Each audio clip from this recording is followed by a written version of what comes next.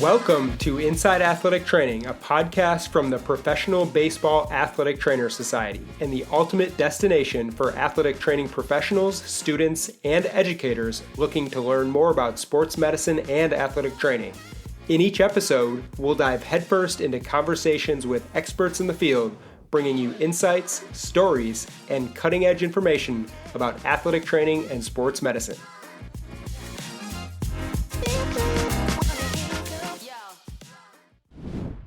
This week on Inside Athletic Training, we welcome in Ryne Eubanks, the head athletic trainer for the Detroit Tigers. Enjoy the show.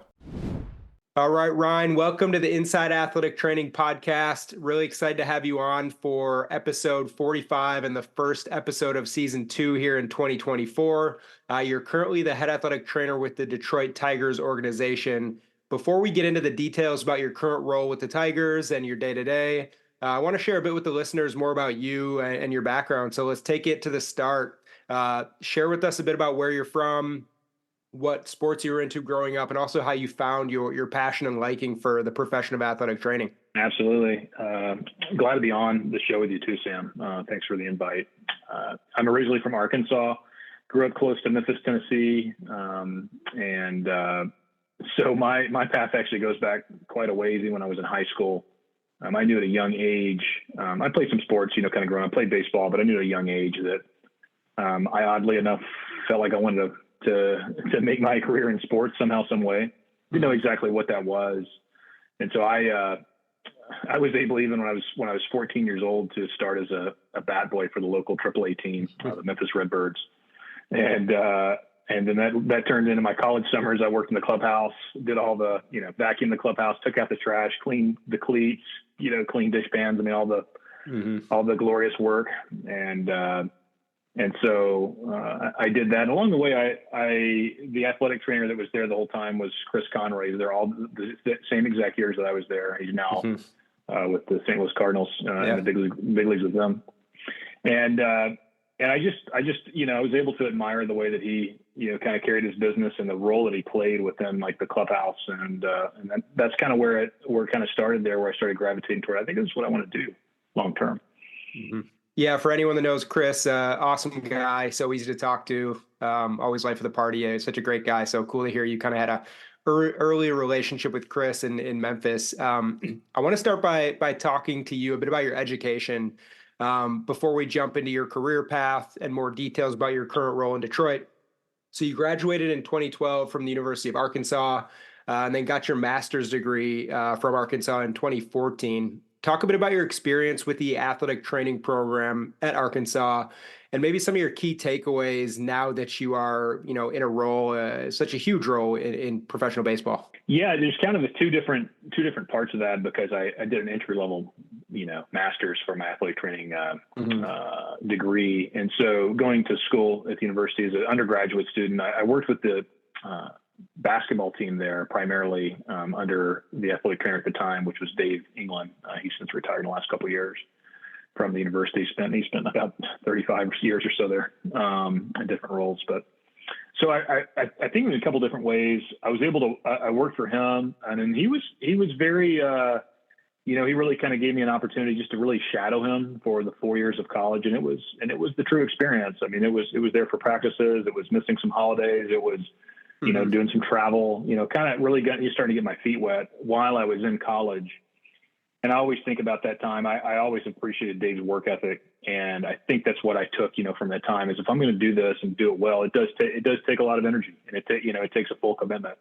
Mm-hmm. And so I think that's what I gained, even though there was no accreditation with school. That's really kind of what I gained, from that time there. I look back on that and I'm thankful for that. I think about it a lot of early mornings, waking up to help him do drug. He actually did the drug testing. And so I think of 6 a.m., meeting him down at the basketball arena. And then for my master's degree, obviously that was more true, clinical education. And I'm proud of the program that we have at University of Arkansas that they have now, that's continued. I think then it was it's actually grown quite a bit since I've been gone, but since I graduated. but I think that there was being a part of, high Division I, athletics gravitated towards my eye towards professional sports, which is kind of what I was thinking I was going to get into. And so it was kind of close enough there. And I was able to work with the football team for a semester, the baseball team for a semester, worked with a couple high schools in the area. And so I think there's just really good opportunities, at that school. I would encourage anyone to apply there at the University of Arkansas. Stand by it. And looking back on your time at school, a lot of our guests on the show and colleagues of yours across the league have mentioned how impactful and important it was for them to work in different sports during college. So you said football, baseball, some other, PBATS members and guests have worked in gymnastics and tennis and soccer. Is that something that you really found was helpful, not specializing just in baseball when you were at the college level? Absolutely. And at the time I was like, well, if I could just take 2 years of baseball, it'd be great. And I look back on it now and I'm glad that wasn't the case. In fact, I did fall baseball. So it really wasn't it was kind of a small dose really. And that was probably good because it allowed me to, participate in some other activities and other sports. And, and I tell students all the time now, it's like, don't commit yourself, even if you have a path, kind of hold that, where you want to go. But I would also use the time that you have in school, or maybe you're getting fresh out of school, to expose yourself to other different sports. And I honestly, believe it or not, I would say that sometimes it's important to know what you don't want to do versus, what you want to do. And I think that gives you a really safe, opportunity to try out, in a low risk environment. Yeah, that's a great piece of advice there. Kind of get your feet wet in a lot of different areas, figure out what is maybe something you don't want to do. That's something we haven't heard. So cool to hear you talk about that a bit. Another thing about your education and what we've also talked to other members about is hands-on experience versus education out of a textbook and learning and getting that foundation. There's so much information out there. You could sit on YouTube or in a textbook for months seemingly and learn a lot about athletic training, anatomy, and everything, and build a good foundation. Talk a bit about how important it actually is to get out there, get your hands on, athletes and really learn from doing rather than just studying and things of that nature. Yeah, that's really the main, part of the job is to work with our athletes, to make changes, to establish relationships so they can go out and perform in the field and stay out there. And so that only comes, with the application and obviously, of course, learning, different, about the skills is important. But I would encourage, I even take this approach now that I don't assume I've known everything, and I've still got a lot of work to do myself to continue to hone my skills. That's kind of the way that I approach every day. I think in my head that if I approach it that I've got it all figured out, that's kind of a slope down into a place that I don't want to be. And that assumes that I've got it figured out. And that's not the environment that we work in. It's every day is new and fresh. And I would just, suggest to students or those that are starting out, and we even talk about within our own organization, is just that, much like our players, when they have batting practice and they take multiple swings a day, or if they're, taking ground balls and they're getting, multiple, maybe it's 100 ground balls in a session, or maybe it's the daily throwing program for a pitcher. Like, there's a daily practice everywhere for our players. And I don't know why it should be any different for us, in our own way, within athletic training. Maybe it's a skill that you try to practice several times in a month, or try to hone in on something in a year. I think that's kind of the approach that I suggest. And I try to model that myself. And jumping into a bit about how you got your start in professional baseball again, 2013 was your internship year with the St. Louis Cardinals. Talk a bit about that experience, how you actually got hired for that position. I know it's hiring season. A lot of people out there, specifically students, are looking to get their first internship, get that foot in the door. How did that go for you? And talk about that experience a little bit. Yeah, a couple different, things on it. I obviously applied for PBATS internship, much like the window that's open right now, and filled out a very similar, form. And so that obviously they kicked it over to the Cardinals. But going back to what I touched on earlier, I had seven summers worth of, bat boy and clubhouse experience there with the Memphis Redbirds. And Chris Conroy is always, he's an early mentor of mine, still is. And he was always like, wherever I'm at and you need an internship, let me know. So it just happened to work out that time frame, worked out well, and he was in the big leagues. And that was a good experience for me, just to jump into a major league clubhouse, really see, the day-to-day inflow, outflow of what comes into a major league training room at the top level. And that team, that particular team, they were National League champs, that year. So, I mean, there was a lot of great players, a couple Hall of Famers that were on that team. So it was just, it was really cool to be exposed to that and to see that. I think it was an early exposure to, daily arm care routines, early corrective exercise, some manual therapy, and just kind of connecting with doctors, just starting to see the pieces kind of come together at the highest level. And I knew that was like, this is a bit of a sampler, and this is where I want to get to. And I knew that my next step was going to be in the minor leagues, hopefully getting out of school. Yeah. Cool to hear you talk about learning how exactly does the profession work. There's so much you can learn in college and then as an intern, but actually seeing what comes in, what comes out, how this works is, I'm sure, extremely helpful at that young age. After that, you spent 2014 in the Arizona League with the D-backs. What was this time in your career like as you entered your first full-time job with a big league club as an athletic trainer? I'm sure it was a bit overwhelming at times, but what was it like that, those first couple of days, weeks, months when you were just in it?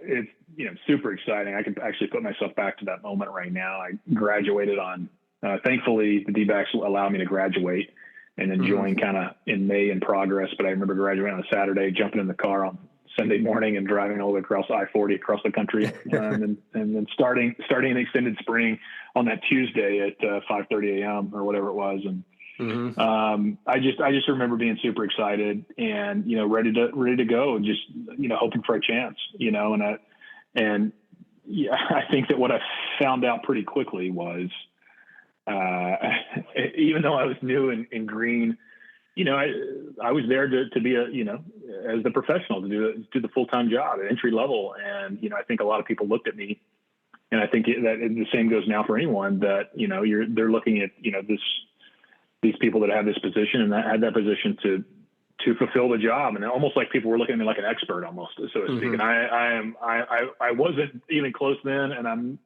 not much closer now, I feel like,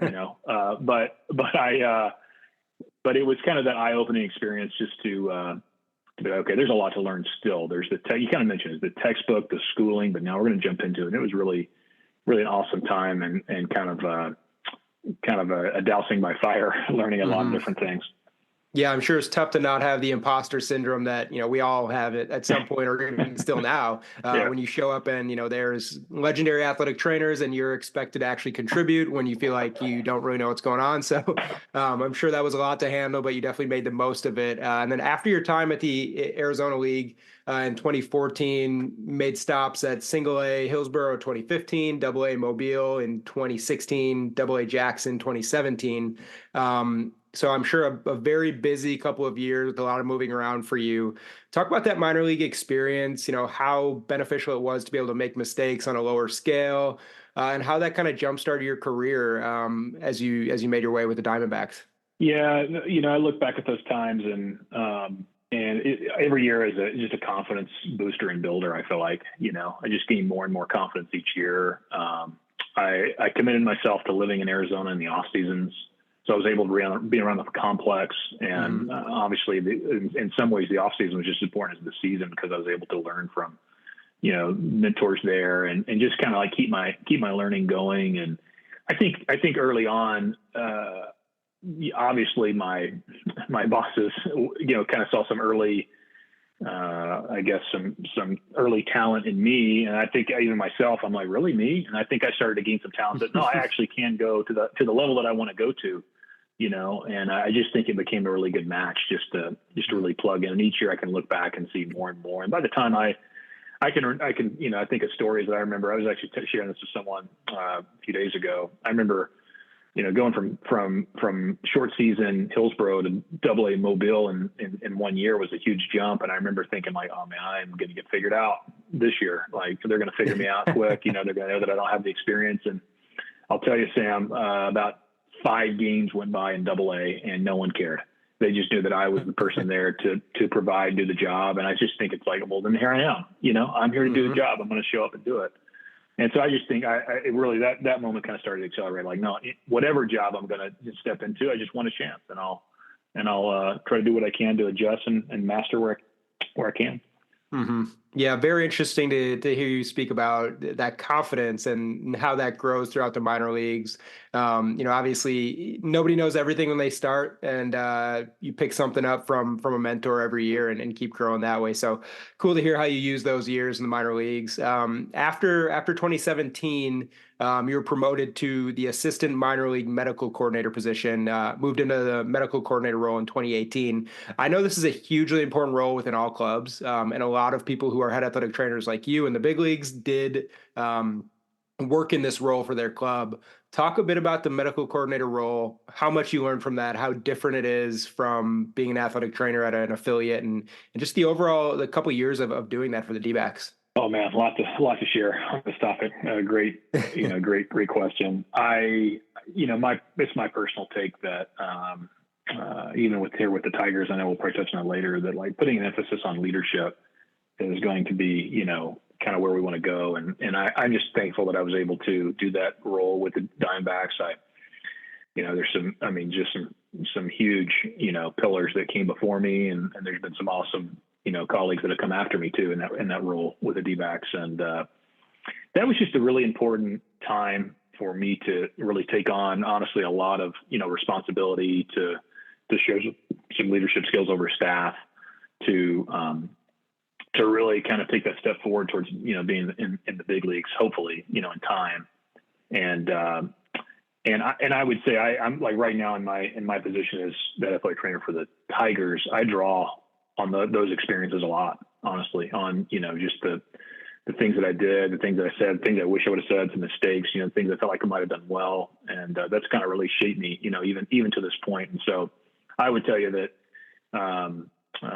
being able to work for Ken Crenshaw, and his group in that role is just super meaningful. And all the ones that, the cool part is it's almost kind of like a fraternal aspect, because even those like, Andrew Hauser, PJ Mainville, obviously Ryne Eubanks, there, Kyle Torgerson. All those guys just said like, hey, if you ever need any help, please let me know, and it's kind of a cool kind of fraternity to be a part of. Mm-hmm. Yeah, and the fraternal aspect you mentioned is something I definitely wanted to speak with you about today. It could not be more true when you think about the leader of the Diamondbacks, Ken Crenshaw, and Ryne Eubanks, but Ken first and foremost. It seems like anyone that has spent time with him has gone on to do great things. You mentioned Kyle Torgerson, PJ Mainville, both had athletic trainers, across the big leagues for years. Talk about that time spent with Ken and what he means. I feel like anyone I speak to who has worked from him is just, so excited to share stories and how impactful he was for their career. And it seems like, basically everything he touches turned to gold. So share a bit about your time with Ken. Yeah. I can honestly put myself back to the first time that, after I took the job and I was able to go down to Chase Field and spend the night, with the guys down there during one of the games. I just remember kind of a warm, feeling from Ken, just like, hey, welcome to our team. He didn't say this, but it was this feeling of like, welcome to our team. And like, if you show up, I'm going to teach you everything, and the others here are going to teach you everything you need to know, to get where you want to be. And, Ken's obviously just, he knows, a little bit about a lot of things. And, I think, his leadership style is putting people in positions to succeed. I think everyone is always, not necessarily tested, but I would say is given an opportunity to take that next step while they're still, where they are, so there's always like trying to push everyone outside their comfort zone, take on responsibilities. And what happens is over time that adds up. And I think that you see, myself and you see a lot of the other individuals build confidence over time. And, to be able to take on more and more and more. And, it's kind of one of those things that if you're faithful in the small things that, when you get to the large things in life, then you'll be able to be faithful there too. And, and kind of provide. So, obviously Ken's mentorship, I call him often. And he's, I think the other part too, is he's so passionate about raising up leaders, and that he knows that in time, like he has so much joy when others like myself that can go to another team and make a difference. I think that's the thing. It's not just going to another team; it's going there to make a difference. Is what he's really interested in, and it's a bigger game that he's playing, and I'm just grateful to call him friend and mentor. Yeah, that's a great way to say it. He's playing a bigger game. He really cares about the people. In my time knowing Ken for, almost 15 years now, nobody makes you feel like they care about you more when they're speaking to you than he does. So definitely can agree with you there.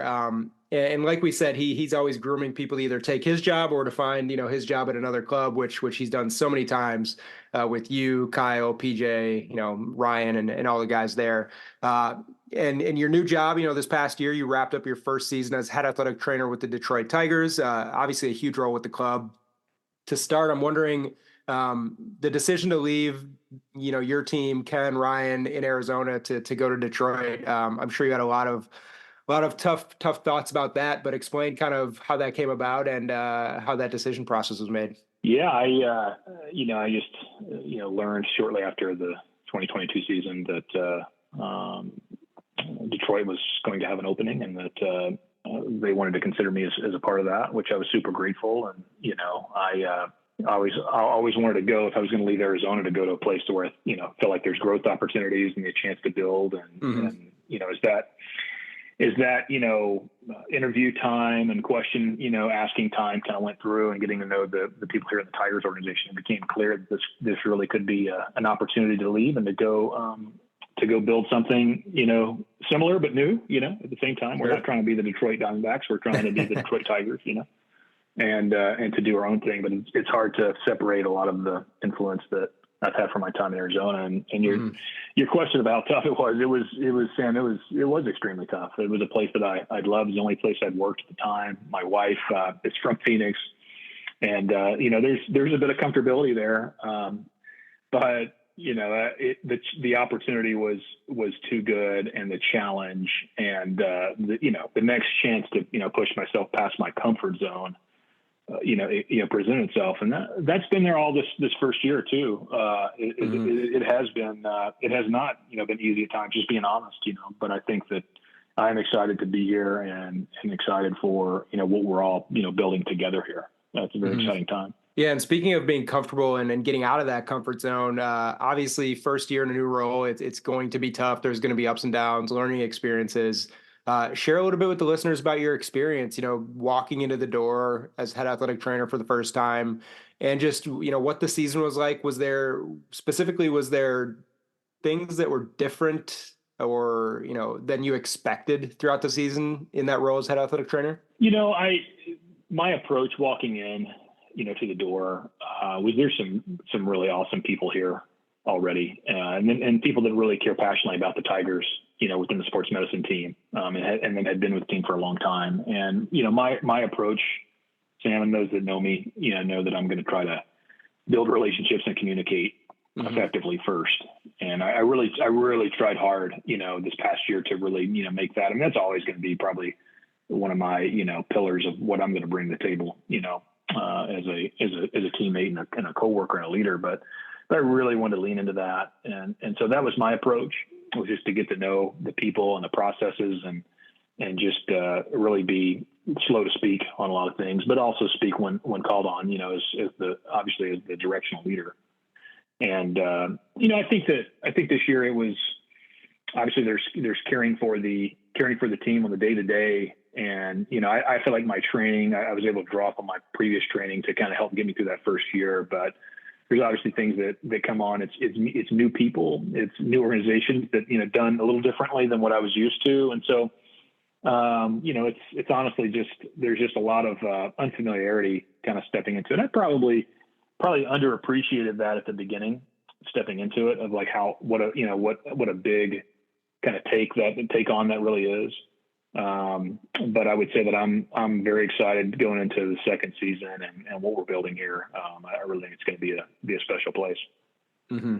And now that you've had pretty prominent roles at multiple clubs, you were the assistant athletic trainer with the D-backs for a couple of years. Now in your current role as head athletic trainer with the Tigers, what would you say is the main difference for those out there wondering kind of the roles and how those work? Biggest difference you experience between being an assistant and a head athletic trainer at the big league level? Yeah, there's kind of two different wheels that kind of turn there. As a big league assistant, it's just trying to keep an eye out for honestly a lot of little things, in the training room, whether it's whether if something breaks down or if it's the inventory or even on the training room floor, like just making sure there's a lot of movement there. The head athletic trainer, obviously, it gets pulled in a lot of different directions.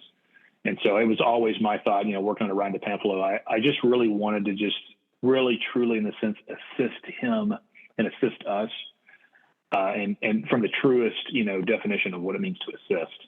And it didn't matter what that job was. I just want to try to step in. If there's anything I could take off his plate, I just want to try to make his life better so that he is most freed up to make a lot of decisions, honestly, for all of us, because he is our leader. And I think now in my approach in that position now, I kind of see that turn the other way where I really value, when my team assistant says, "Oh, I got that," let me take that and I'm working with this guy. Also given, making sure I know all the information too. There might be some things that I don't see that they come and brief me on. And I love that even with our strength and conditioning coaches too, trying to have an integrated team. I think my approach is I don't need to be the person that does it all, as long as we're all working towards getting all of our bases covered, making sure all of our players feel like they're in a good spot. And our process is to me, I'm great, and that becomes kind of more the conduit of information just to making sure that that gets passed on to front office and the other coaches, that we're all kind of working together.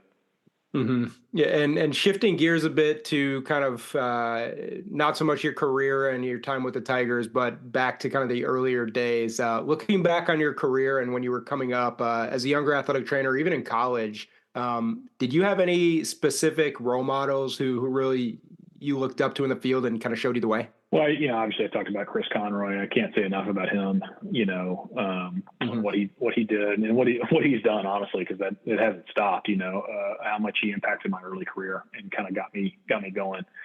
I remember, being from the University of Arkansas, connecting with Mark O'Neill, Sure. He went to the University of Arkansas, ended up being PBAT's president, and just kind of watching his path along the way as he worked with the Cardinals and the Cubs. And connecting with him when I was in school, it was always cool to, connect with him. He actually worked under Dave England when he was in college at the University of Arkansas. So it's kind of cool to have that similar bond there. Mm-hmm. I think about once I got into the profession, out of school, I just think about people like Andrew Hauser, Kyle Torgerson. We talked about Ken, Ryne Eubanks, Neil Ramp. I mean, all these guys, amongst I know I'm missing a bunch that have poured into me. And I just, I'm at the point now where obviously I'm still building, we're building something together here in Detroit, mm-hmm. but I want to be able to give back and hopefully train the next, season of leaders, the next group of leaders. Mm-hmm. Yeah, that's a great perspective and one that you learn from so many good mentors out there in the profession. So on that topic of giving back, there's a lot of students who are out there listening. Like we said, PBAT's internship program is, choosing applicants as we speak. I'm wondering, what's your best advice that you might give to college students who are looking to eventually be in your position, but for now, just looking to break into athletic training and professional baseball? Put yourself out there. Obviously, would be the first thing that I would say. And honestly, a lot of what I've learned over the last 10 plus years of doing this professionally is that, the job can be hard and demanding, and the job can be uncomfortable every step of the way. And so I would even start that from the position of student or intern is don't be afraid to put yourself, in an uncomfortable situation that may require you to travel a little bit or to go across country mm-hmm. or kind of put yourself out there. I would say go for it. That's what I actually got asked this question recently by when in an interview I was doing was kind of what advice would you give someone that's starting out? And I would say go for it. And all the sense of the imagination of really, if this is where you want to go, especially if you think you have any acumen and you want to be at the level that I, currently at, it's going to take some commitment and putting yourself out there and being very committed to your time and your energy and your resources to try to make yourself the best you can, to hopefully one day have a chance. And so that's just going to start at the very ground level and absolutely going for it in every sense of the imagination. Mm-hmm. And speaking of a lot of people who did that and were successful and they made their way into the big leagues, you work with a ton of awesome athletic trainers in Detroit every single day, make your job much easier, I'm sure. So I want to give you a couple minutes here to recognize those people within the Tigers organization who kind of make the athletic training staff go every day. Absolutely.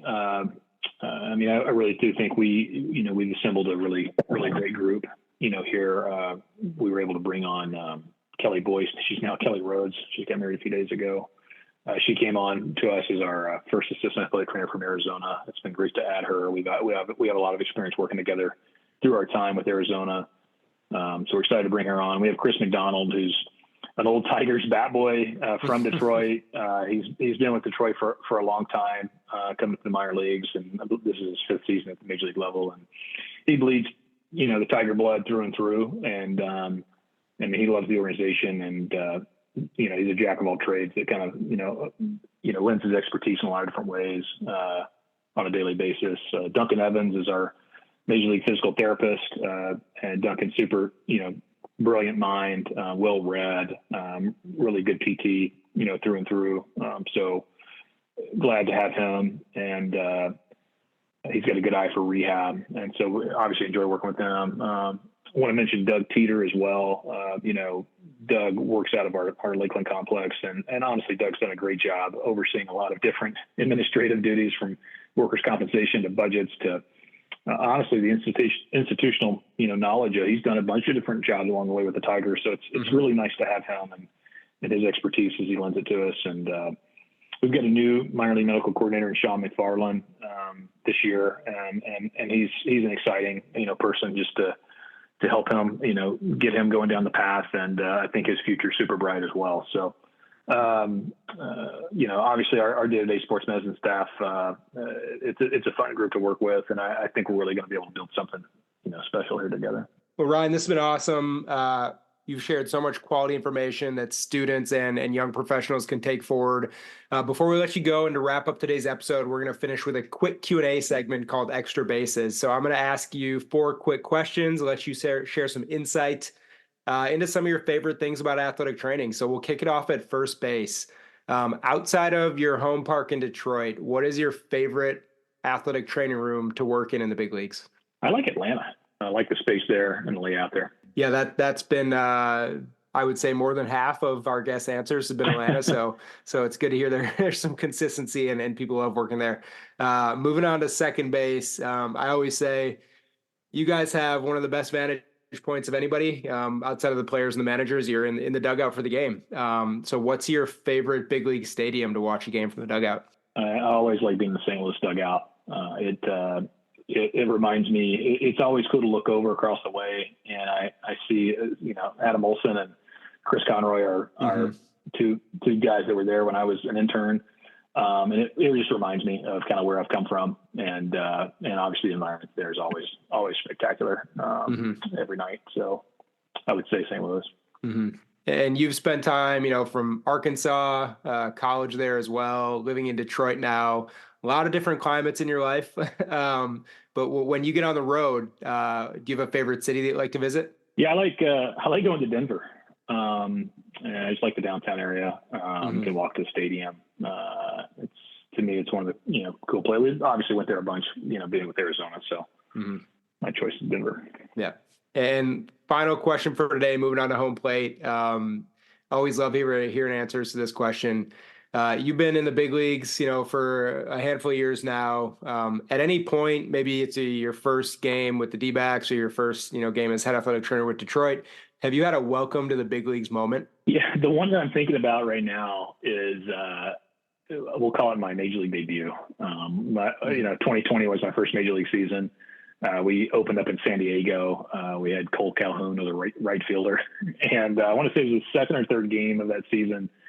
I guess my first on-field, major league injury evaluation. Cole made a diving, I don't even know if he caught it. I'm pretty sure he caught it. He made a diving catch where he went head first into the right field wall and fence. And, he was down for like 1 second. It felt like he was down for 5 minutes, but he bounced up pretty quick. But I remember thinking, really, this is the one I'm going to start with. What is going to be, a guy that made a diving catch and he's going to be in rough shape, against the wall. But he got up, shook it off, and it was just a nice sprint for me out to right field and back is all it kind of amounted to. So that feels like my kind of first moment that kind of I could draw on. Yeah. Always learning something new in your profession. There's never a dull moment for sure. Well, Ryne, thanks so much for joining the show.